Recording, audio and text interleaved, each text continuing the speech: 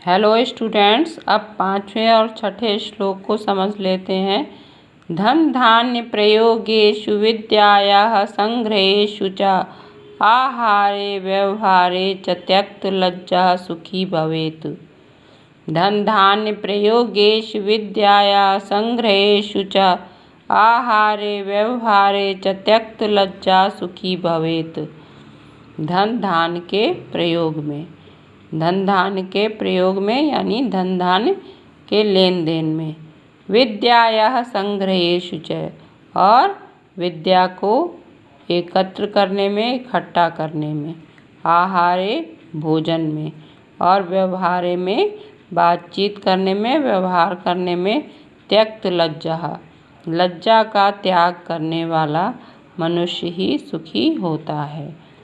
धन धान्य के प्रयोग में या धन धान्य के लेन देन में और विद्या के संग्रह करने में, विद्या को संग्रह करने में, आहार में यानी भोजन में, और व्यवहार में यानी बातचीत करने में, दूसरों के साथ व्यवहार करने में, त्यक्त लज्जा को छोड़ने वाला व्यक्ति ही सुखी होता है। छठा श्लोक है। क्षमा वशीकृति लोके क्षमया किम न साध्यते, शांति खड्ग करे यस्य किम करिष्यति दुर्जनः। क्षमा वशीकृति लोके क्षमया किम न साध्यते, शांति खड्गः करे यस्य किम करिष्यति दुर्जनः। क्षमा वशीकृति माने होता है वशीकरण। लोके माने संसार में। इस संसार में क्षमा जो है वो सबसे बड़ा वशीकरण है। क्षमा के द्वारा मनुष्य दूसरों को अपने वश में कर लेता है। तो इस संसार में क्षमा जो है सबसे बड़ा वशीकरण है, सबको वश में करने वाला मंत्र है।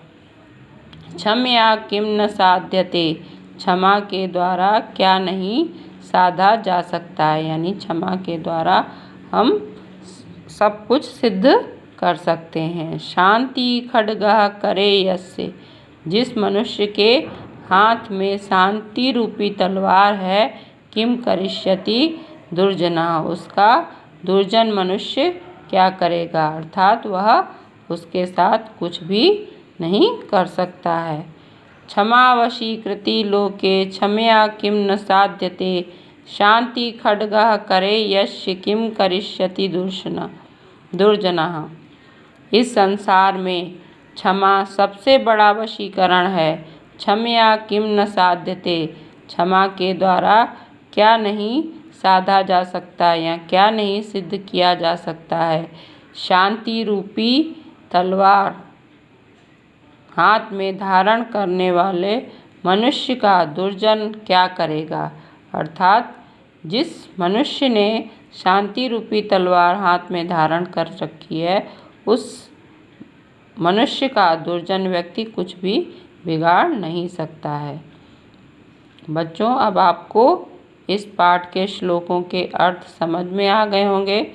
इन श्लोकों के अर्थ मैं पहले लिखवा चुकी हूँ, आप उसे पुनः एक बार ध्यान से समझ लीजिएगा। उसके बाद भी यदि आपको कोई समस्या आती है समझने में तो आप मुझसे पूछ सकते हैं।